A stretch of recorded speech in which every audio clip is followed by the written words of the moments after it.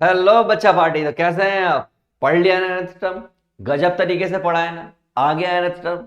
मैंने कहा चल, इससे पहले कि मैं आपको ये वीडियो में पढ़ाऊं कि जब आपको टर्म अज्यूम करनी पड़े तो आप कैसे डील करेंगे, तो उससे पहले मैं आपको एक इंफॉर्मेशन देना चाहता हूं। अगर आपने अभी तक, आप नए हैं अगर यहां पर, आपने अभी तक बाकी चैप्टर्स के one shot important question mind map अगर नहीं किए हैं तो फटाफट से जाइए डिस्क्रिप्शन में, वहां मिलेगी आपको प्लेलिस्ट, और प्लेलिस्ट में मिलेगा ये सारा सामान। और वो सारा सामान खुद तो कीजिए ही कीजिए, अपने दोस्तों के साथ जरूर शेयर करो, क्योंकि कर भला तो हो भला। चलिए स्टार्ट करते हैं। इस वीडियो के खत्म होते होते एज्यूम करने वाले क्वेश्चन आपको गजब लेवल पर आ जाएंगे, आपसे एक भी क्वेश्चन बच नहीं पाएगा। चलिए तो स्टार्ट कर देते हैं वेरी फर्स्ट क्वेश्चन। तो वेरी फर्स्ट क्वेश्चन से पहले रूल तो सीखोगे ना? सीखोगे? हाँ, मैंने ठीक है। nth टर्म आपको मालूम है ये होती है, आपको सिखाई गई है, आपने सीखी है, you are very much aware about that. तो भाई साहब nth टर्म तो हो गई आपकी ये जो आपने सीखी हुई है, ठीक। लेकिन कभी भी जिंदगी के मोड़ पर अगर आपको तीन टर्म एज्यूम करनी पड़े तो आप ये करेंगे, बीच में ए, यहां पर ए आर और यहां पर ए अपॉन आर। सर ये ही तीन क्यों करेंगे, कोई और क्यों नहीं करेंगे हम? सर ये वाली क्यों नहीं कर सकते? ये वाली भी तो कर सकते हैं। मैंने कहा इन दोनों में एक खास बात है, अगर मैं इन दोनों को आपस में मल्टीप्लाई में लिख दूं तो यहां आर से आर कट जाएगा और एक ही क्यूब बचेगा, यानी कि एक वेरिएबल खत्म हो गया। जबकि अगर मैं इन दोनों को आपस में मल्टीप्लाई में लिख दूं तो यहां पर एक भी वेरिएबल खत्म नहीं हुआ और दोनों के दोनों वेरिएबल बैठे रहे। इसलिए आपको तीन टर्म एज्यूम करनी पड़े तो ये ना करके ये करो। समझ गए बात को मेरी? समझ गए? सिमिलर कॉन्सेप्ट अगर आपको पांच टर्म एज्यूम करनी है तो आप ये करो, उधर दो पावर और बढ़ जाएगी, इधर दो पावर और बढ़ जाएगी, मामला अभी भी सेट है। मामला अभी भी सेट है, हर जगह वही मामला आएगा। एक मुझे कहीं थोड़ा सा लोचा लग रहा है। क्या लोचा लग रहा है? A R square. तो यहां पर देखिए, इसको इससे डिवाइड करूंगा, स्क्वायर बचेगा, तो ये यहां पर स्क्वायर है। क्या है? स्क्वायर। ठीक है, बाकी तो आपका चंगा सी, कोई दिक्कत वाली बात नहीं है। हमने कहा ठीक है यार, कोई दिक्कत वाली बात नहीं है, सॉल्व कैसे करें, क्वेश्चंस को कैसे सॉल्व करें। हमने कहा चलिए आगे आते हैं और क्वेश्चंस को फोड़ते हैं। पहला क्वेश्चन आपके सामने ये है, ध्यान से सुनिएगा। कह रहा है if sum of three terms, तीन टर्म की बात कर दी उन्होंने जो कि हमें नहीं मालूम, उनका सम हमें इतना दे रखा है और उनका प्रोडक्ट हमें इतना दे रखा है, तो बताइए क्या होगा। मैंने कहा अच्छा ऐसा। तो हमने कहा चलो हमें नहीं मालूम, तो let the three terms of GP. तो जीपी की हमने तीन टर्म एज्यूम कर ली। पहली होगी ए वाई आर, ए और ए आर, ये वो तीन टर्म हो गई। अकॉर्डिंग टू क्वेश्चन उन्होंने क्या कहा? अकॉर्डिंग टू क्वेश्चन ये कहा कि भाई साहब सम जो है ना वो 38 है। Means a upon r plus a r ये 38 है। मीन्स ए अगर कॉमन ले लिया जाए तो 1 अपॉन आर 1 और आर ये 38 है। मीन्स एलसीएम ले लिया जाए तो आर 1 प्लस आर स्क्वायर ये 38 है। तो आप कहेंगे हाँ मजा तो आ गया, कुछ हद तक तो हम इसको आसान बना लाए। Means r square plus 1 that is equal to 38 r है। तो आप कहेंगे हाँ ठीक है सर, ये वाली बात बिल्कुल सही है, यहां तक हमें कोई दिक्कत नहीं है। हमने कहा ठीक है, मैंने इसको कह दिया इक्वेशन 1। और क्या कहा है उन्होंने according to question? According to question ये कहा है कि भाई साहब जो इसका प्रोडक्ट है ना वो 1728 है। प्रोडक्ट, प्रोडक्ट यानी कि ए वाई आर इंटू ए और ए आर जो कि 1728 है। हमने कहा ठीक है, कि दिक्कत क्या है? दिक्कत क्या है? तो हमने कहा आर से आर कट जाएगा, ये बचेगा ए की पावर क्यूब और ये हो गया 1728। अब 1728 यार किसका होता है? किसका होता है हमें तो मालूम नहीं, तो हम अंदाजन कर लेते हैं, इसके टुकड़े कर लेते हैं।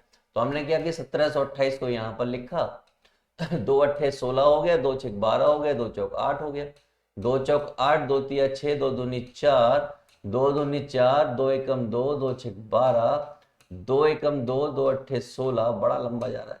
दो पंजे 10, दो चौक 8, दो दूनी 4, दो सत्ते 14 और 3 निम 27, 3 तिया 9 और 3 एकम 3। इंटरेस्टिंगली देखिए, 2 3, 2 3, 3 3। इसका मतलब मैं इसको लिख सकता हूं 2 की पावर 3, इसको लिख सकता हूं 2 की पावर 3 और इसको लिख सकता हूं 3 की पावर 3। समझे बात को? समझे ना? तो ये लिखा हुआ है a की पावर 3, ये लिखा हुआ है 2 की पावर 3, 2 की पावर 3 और 3 की पावर 3। इसका मतलब ये हो गया 2 इंटू 2 इंटू 3 की पावर 3 और a की पावर 3। बिल्कुल सिंपल वे में बताया, बिल्कुल सिंपल जो लेमन लैंग्वेज होती है जिसमें आपको समझ में आता है। इस 3 से इस 3 को काट दिया तो a इक्वल टू हो गया 2 दूनी 4 तिया 12। a की वैल्यू कितनी हो गई? 12 हो गई भाई। कितनी हो गई? 12। a की वैल्यू 12। 12 ए कहां पर है? बीच में। यहां पर भी क्या दिख रहा है? 12 बीच में। समझ गए बात को? मजा आ गया। अब ए की वैल्यू 12 आ गई तो अब बस काम करना है और आगे बढ़ना है। इक्वेशन 1 में ये ए की वैल्यू पुट कर देनी है। तो हमने क्या किया? एक पेज बढ़ा लेते हैं। हमने यहां पर एक पेज ऐड कर लिया और हम वापस स्लाइड शो पर गए। हमें मालूम है कि a की वैल्यू जो है 12 है और इक्वेशन 1 की बात करूं तो इक्वेशन 1 जो है हमारी a r square plus are plus 1 equal to 38 r है। यकीन नहीं आता तो एक बार देख लो, ये और ये सारी इक्वेशंस है।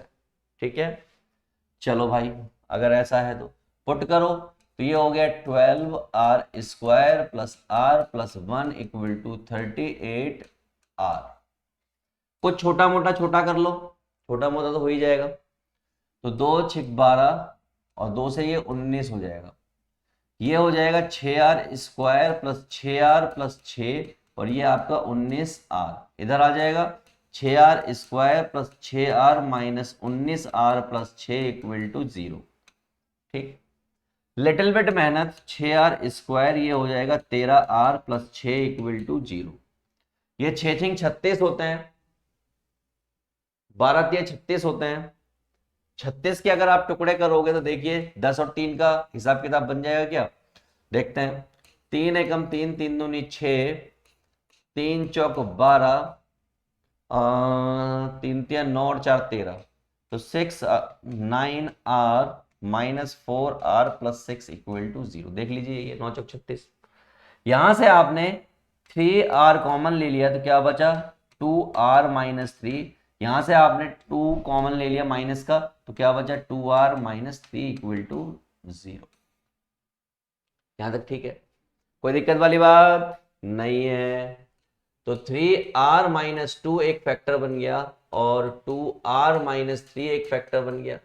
यहां पर बीडी आ गया, नहीं बजरंग दल आ गया। वो कह रहा भाई साहब अलग अलग बैठो, अलग अलग बैठो, कोई भी साथ नहीं बैठेगा। अलग अलग बैठे तो क्या हो गया? 2/3 हो गया और ये क्या हो गया? 3/2 हो गया। हो गया, आर की वैल्यू 2 2 आ गई और ए की वैल्यू तो आपकी 12 ही है। अब अगर आर की वैल्यू 2 आ गई तो हमने क्या किया? टर्म निकाली। हमने कौन सी टर्म निकाली? हमने सबसे पहले पता किया कि ए बाई आर क्या होगा, फिर पता किया ए क्या होगा, फिर पता किया ए आर क्या होगा। किस सिनेरियो में? मैंने कहा जब ए की वैल्यू 12 हो और आर की वैल्यू 2/3 हो और जब ए की वैल्यू 12 हो और आर की वैल्यू 3/2 हो। हमने दोनों सिनेरियो में निकाल देना है। चलो भाई निकाल देते हैं। ए 12 इंटू 2/3 तो 3 चौक 12, 4 दूनी 8। 12 इंटू 2/3, 3 चौक 12, 4 दूनी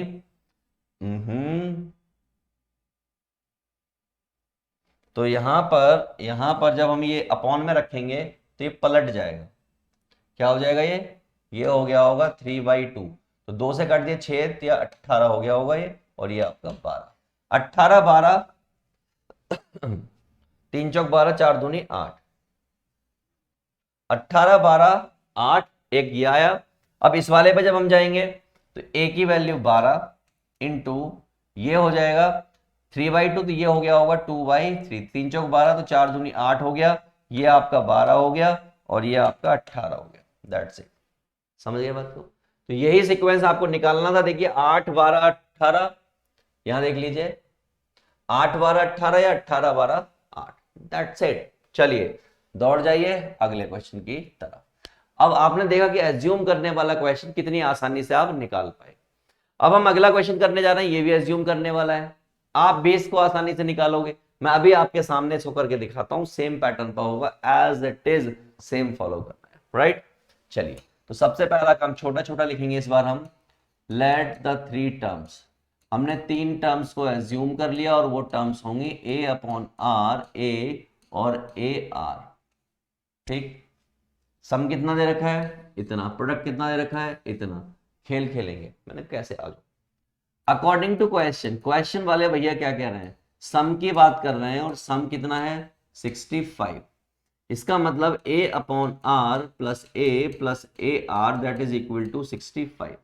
आपको भी मालूम है और मुझे भी मालूम है, ये आपका कुछ ऐसा आ जाएगा 1 प्लस, कैसा आ जाएगा? ये ऐसा आ जाएगा 1 प्लस a कॉमन लिया तो 1 plus r plus 1 r equal to 65। सब मिला के ये हो जाएगा 1 plus r square equal to 65। सब मिला के मैं ये कह सकता हूं कि r square plus r plus 1 और ये 65r, और इसको मैंने कह दिया इक्वेशन नंबर 1। ठीक है। दूसरा उन्होंने क्या कहा है? दूसरा उन्होंने प्रोडक्ट की बात की है। प्रोडक्ट की बात की है तो अकॉर्डिंग टू क्वेश्चन फिर से स्टार्ट हो जाइए। तो अकॉर्डिंग टू क्वेश्चन में फिर से स्टार्ट हुआ और प्रोडक्ट की बात उन्होंने कही। तो प्रोडक्ट कितना दे रखा है उन्होंने? 33 75 75, बहुत बड़ा दे रखा है। प्रोडक्ट कर दीजिए a/r इंटू a और ar, और ये 33 75। आपको भी मालूम है और मुझे भी मालूम है, इस r से r का अंतिम संस्कार होगा और ये हो जाएगा a की क्यूब इक्वल टू 33 75। जब हम इसको तोड़ेंगे फोड़ेंगे तो ये आ जाएगा 15 की पावर 3। तो यहां पे फाइनली कितना बचेगा? इतना बचेगा। ठीक, इतना बच गया तो a आपका निकल गया। अब आप क्या करेंगे? इसको पुट कर देंगे, पुट इन इक्वेशन 1। इक्वेशन 1 कौन सी है? ये। तो ये हो गया आपका 15 r square plus r plus 1 that is 65 r। ये मैंने ऐसे पुट कर दिया। अब यहां से r की वैल्यू निकालनी है। तो r की वैल्यू के लिए मेहनत करते हैं। तो देखें पहले यहां पे कुछ कट रहा है क्या? 3 पंजे 15, 3 दूनी 6, तो 3 से तो नहीं कटेगा। 5 तिया 15 कट रहा है, और 5 एकम 5 और 5 तिया 15, ऐसे कट गया है ना। चलो तो ये हो गया आपका 3r square plus 3r plus 3 minus 13r equal to 0, यानी कि 3r square minus 10r plus 3 equal to 0, 3r square minus 9r minus r plus 3 equal to 0। Simple simple values. यहां से आपकी r की वैल्यू आ जाएगी 9/3 और r की दूसरी वैल्यू आ जाएगी 1/3, यानी r इक्वल टू 3 और r इक्वल टू 1/3। ये दो वैल्यूज हो गई। अगर r की दो वैल्यूज हैं तो सीधी सी बात आप समझ गए पिछले क्वेश्चन की तरह, फिर से यहां पे वही खेल होगा। तो पहले केस a इक्वल टू कितना है? 15 और r कितना है? 3, उसके लिए खेलेंगे। तो हमने कहा चलो खेल ही लेते हैं, ये हमारी टर्म है। ये हो जाएगा 15/3, ये हो जाएगा आपका 15 और ये हो जाएगा 15 इंटू 3। तो यहां से आ जाएगा 5 15 और 45, यानी एक तो टर्म आपकी ये हो गई 5 15 45, ये रही। दूसरी भी हो सकती है। दूसरी कौन सी होंगी? दूसरी होंगी जब a की वैल्यू आपकी 15 है और r की वैल्यू आपकी 1/3 है, तब क्या हो जाएगा? हमने कहा ये आपका a/r है, ये a है और ये ar है, तो 15/1/3 ऐसे, और ये आपका 15 और ये 15 इंटू 1/3, तो ये हो जाएगा 45, ये हो गया 15 और ये हो गया 3 पंजे 15। ये भी आपका आंसर आ गया। तो हेयर अगेन 2 आंसर्स। समझ आ गया? करना आ गया? बहुत अच्छे। अगला क्वेश्चन आपको दे रखा है, तो ये है आपके लिए होमवर्क। क्या है? होमवर्क। कहां बताएंगे? कमेंट करके मुझे जरूर बताएं कि भाई साहब आपका आंसर क्या आ रहा है, क्योंकि मैंने आपको 2 क्वेश्चन कराए और दोनों आपको आ गए। सेम उसी पैटर्न पे क्वेश्चन है, 3 टर्म आपको दे रखी है, सम ये दे रखा है, प्रोडक्ट आपको ये दे रखा है, एज इट इज आपको ये क्वेश्चन करना है। और कमेंट करके जरूर बताएं, क्योंकि कमेंट आप ये मेरे लिए नहीं करेंगे, कमेंट आप ऐसे समझिए कि आप अपनी प्रैक्टिस को एनहांस करने के लिए इस क्वेश्चन को कर रहे हैं और हमें अवेयर करा रहे हैं कि हाँ आप प्रैक्टिस कर रहे हैं, सो दैट कि हम आपको रेस्पॉन्स करें, आपके हर कमेंट का रिप्लाई करें और आपको बताएं कि भाई आपने सही किया है या गलत किया है, या अगर आप और अच्छा करना चाहते हैं, आपका आंसर तो आपके सामने लिखा हुआ है, आप सही चेक कर सकते हैं, बट अगर आप हमें बताएंगे तो हम आपके लिए और ज्यादा एक्साइटेड रहेंगे नई चीजें लाने के लिए, क्योंकि हमें पता लगेगा आप कमेंट कर रहे हैं, आप पढ़ रहे हैं। राइट? हो सकता है आपसे पढ़ रहे हो, आप कमेंट नहीं कर रहे हैं, तो हमें पता लगेगा हाँ कोई पढ़ तो रहा है, बट हमें यह पता नहीं लगेगा कि कितनी मेहनत करके पढ़ रहे हैं। राइट? तो चलिए आगे बढ़ते हैं और अगले क्वेश्चन की तरफ चलते हैं और उसको डील करते हैं। ये रहा हमारा अगला क्वेश्चन। प्लस था, इसमें माइनस है, तो ऐसा एक क्वेश्चन मैं आपको अगेन करके दिखा दे रहा हूं। तो चलिए कर ही लेते हैं इस क्वेश्चन को भी। एक मैंने आपको होमवर्क में दिया जिसमें -1 है यहां पर, और ये प्लस वाला है, इसको मैं करा देता हूं। चलिए भाई वापस से छोटा छोटा लिखते हैं थोड़ा, है ना।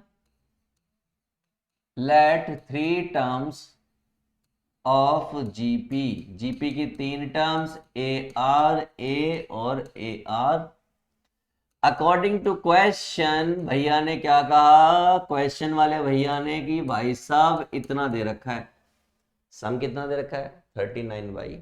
अच्छा, सम मतलब ऐड करना, कर दीजिए। a/r plus a r that is equal to 39/10। a common ले लिया तो 1/r प्लस 1 और r that is equal to 39/10। थोड़ा सा दिमाग और चलाया तो ये हो जाएगा 1 plus r square upon r that is 39/10। Cross multiply करोगे तो ये हो जाएगा 10a और r square plus are plus 1 that is equal to 39r, equation number 1। पहली problem solve. According to question उन्होंने क्या कहा है? उन्होंने कहा है कि भाई साहब प्रोडक्ट जो है वो आपका 1 है, प्रोडक्ट 1 है, इसका मतलब प्रोडक्ट 1 है, इसका मतलब a की पावर क्यूब इक्वल टू 1 है। एक बार लिख के दिखा देता हूं, that is equal to 1, r से r कट गया, a की क्यूब इक्वल टू 1, इसका मतलब a की वैल्यू 1, और इस a की वैल्यू क्या करोगे? पुट इन इक्वेशन 1, इक्वेशन 1 में इसको दे मारो। तो हमारे पास क्या है भाई साहब? ये है 10a R square plus are plus 1 equal to 39r। 1 put कर दिया तो 13 into 1 into R square plus 1 equal to 39r। सब कुछ खेला होवे तो ये क्या हो जाएगा? 10r plus 10 minus 39r equal to 0। 10r square minus 29r plus 10 equal to 0। ऐसा भाई साहब 100 है, 29 में सेट करना है। 25 चौके 100, 25 और 4 29। ठीक है, मामला सेट भी हो गया। लो तो ये हो गया 10 square 25r minus 4r plus minus 10, ऐसे कुछ। तो यहां से r की वैल्यू आ गई 25/10 और यहां पर एक आ गई 4/10। तो r की वैल्यू 5 दूनी 10, 5 पंजे 25, तो ऐसा कुछ हो गया, और 2 दूनी 4, 2 पंजे 10, ऐसा कुछ हो गया। अब r की वैल्यू 2 आई है तो सीधी सी बात है a की वैल्यू भी 2 आनी चाहिए, यानी कि आंसर आने चाहिए ना। तो पहला केस, जब a की वैल्यू 1 है और r की वैल्यू 5/2 है, तो क्या था? a/r, a और ar, तो 1/5/2, 1 इंटू 5/2, तो ये हो जाएगा आपका 2/5, 1 और 5/2। और जिस दिन a की वैल्यू 1 होगी और r की वैल्यू 2/5 होगी, उस दिन ये वैल्यूज उल्टी हो जाएंगी, 5/2, 1 और 2/5। दैट्स इट, खत्म हो गया, चिल्लड़। अगला सवाल ये रहा। अब यहां पर क्या दे रखा है? कह रहा the number which should be added to the numbers 1, 14, 62 so that the resulting number may be in GP. The number which should be added to the numbers so that the resulting numbers may be GP. ऐसा कुछ question दे रखा है और आपको इनके साथ खेल खेलना है, ठीक है। अच्छा ठीक है, खेल लेंगे, कोई दिक्कत नहीं है, ऐसी कोई परेशानी नहीं है, कर लेंगे, हो जाएगा। तो देखो भाई, इस क्वेश्चन को करने के दो मेथड हो सकते हैं। ऑब्जेक्टिव क्वेश्चन है, थोड़ा अलग भी खेला जा सकता है। जैसे मैं आपको पहले ट्रिक बता देता हूं। अगर मैं ट्रिक की बात करूं तो ट्रिक ये कहती है कि भाई साहब इसमें क्या ऐड करें। हमें दे रखा है 2, 14 और 62। मान लीजिए मैं इसमें ऑप्शन ए यानी कि +1 करता, क्या करता, +1 करता। +1 करने से क्या आ जाता है, ये 3 आ जाता है, ये 15 आ जाता और ये 63 आ जाता। और आपको मालूम है 63 upon is not equal to 15/3, तो ये ए ऑप्शन कैंसिल हो जाता। लेकिन अगर मैं इसमें +2 करता तो क्या हो जाता, ये 4 हो जाता, ये 16 हो जाता, ये 64 हो जाता। तो 64/16 इक्वल टू 16/4, ये 4 इक्वल टू 4 आ जाता। तो ये आपका सही हो जाता, तो ऐसे ही खत्म हो जाता। लेकिन अगर ये क्वेश्चन करना पड़े तो क्या करेंगे, तो हमने कहा लेट द नंबर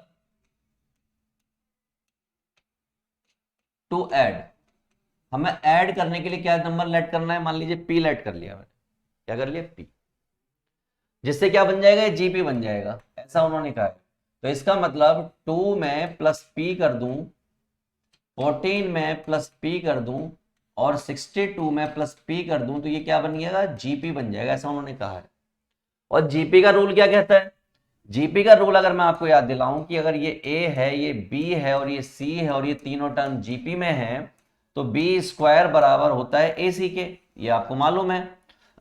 अगर ऐसा मालूम है तो इसका मतलब 14 प्लस पी का स्क्वायर बराबर होगा 2 प्लस पी और 62 प्लस पी के।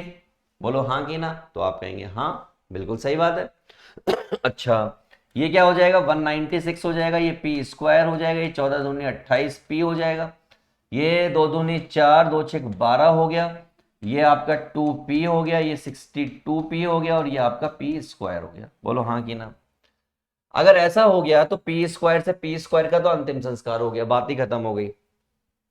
ये आपका 196 है और ये आपका कितना है, 124, और ये आपका है 62 और 2 64p और ये माइनस का 28p, ऐसे कुछ, ठीक। हमने कहा ठीक है, कोई दिक्कत नहीं। 6 में से 2 गया, 2 बचा, 9 में से 2 गया, सॉरी 6 में से 4 गया, 2 बचा, 9 में से 2 गया, 7 बचा, और 1 में से 1 गया, कुछ नहीं बचा। 4 में से यानी 14 में से 8 गए, 6 बचे। यहां थोड़ा मुझे गड़बड़ लग रहा है, तो क्या गड़बड़ लग रहा है, 14 दूनी 28, 36 दूनी 72, 6 बचा, और ये यहां पर 3 बचे, इक्वल टू पी। इससे इसको काट दिया तो p इक्वल टू कितना आ गया, 2 आ गया। यानी वो नंबर जो मुझे चाहिए वो क्या होना चाहिए, 2 होना चाहिए। दैट्स इट, हो गया लल्लू क्वेश्चन। लाइट दौड़ जाए, अगले क्वेश्चन पे दौड़ जाओ। ये रहा क्वेश्चन, एक और खतरनाक क्वेश्चन। क्या कह रहे हैं भाई साहब, कह रहे हैं every term of GP with positive terms the sum of its two previous term then common ratio of the series. वो कह रहे हैं, वो क्या कह रहे हैं, वो कह रहे हैं कि अगर मैं T3 की बात कर रहा हूं तो T1 प्लस T2 बराबर है ऐसे। ध्यान से सुनिए, every term of GP with positive terms is the sum of its previous terms. यानी T3 की बात कर रहा हूं तो T1 और T2 का सम है। मैंने कहा ठीक है यार, कोई दिक्कत नहीं है। ये क्या होता है, ए आर स्क्वायर, ये क्या होता है ए, और ये क्या होता है ए आर, राइट। यहां से ए आर स्क्वायर तो ठीक है, ए 1 प्लस आर हो गया, एक ए से एक ए कट गया तो क्या बचा, R square equal to R plus 1, और ये हो गया R square minus R 1 equal to 0। इसे करना है सॉल्व और आर की वैल्यू लानी है। तो मैंने कहा सुनो सुनो, क्वाड्रेटिक इक्वेशन की तरह सॉल्व करते हैं। यहां पर a की वैल्यू 1 है, b की वैल्यू -1 है और c की वैल्यू इज ऑल्सो -1।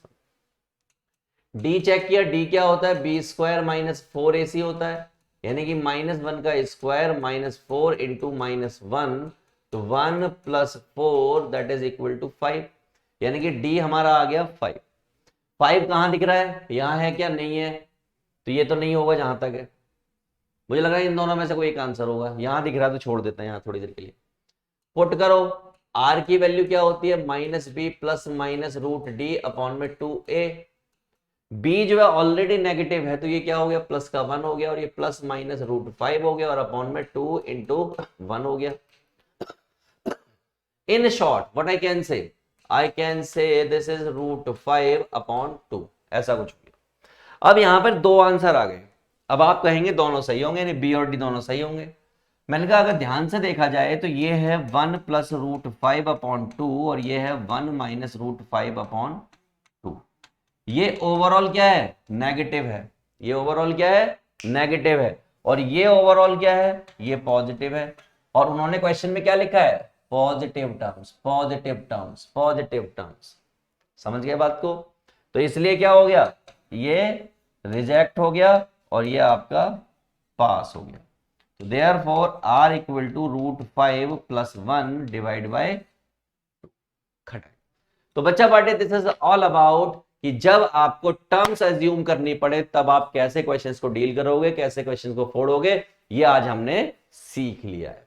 अब मैं आपको मिलूंगा नेक्स्ट वीडियो में, जिसमें मैं बात करूंगा अगले टॉपिक की, जिसमें मैं बात करूंगा कि भाई साहब सम अगर आ जाए तो कैसे सॉल्व करना है, राइट। तो चलिए मिलते हैं नेक्स्ट वीडियो में, और आपके लिए गजब की इंफॉर्मेशन, कर भला तो हो भला। और वो क्या है कि भाई प्लेलिस्ट में जाइए, प्लेलिस्ट मिलेगी आपको डिस्क्रिप्शन में, जहां पर आपको हर एक चैप्टर के 1 shot important questions, mind map available है। और सिर्फ मैथ्स के नहीं, physics, chemistry, biology, accounts, economics, business, सब मिलेगा। कर भला तो हो भला। By two all of you.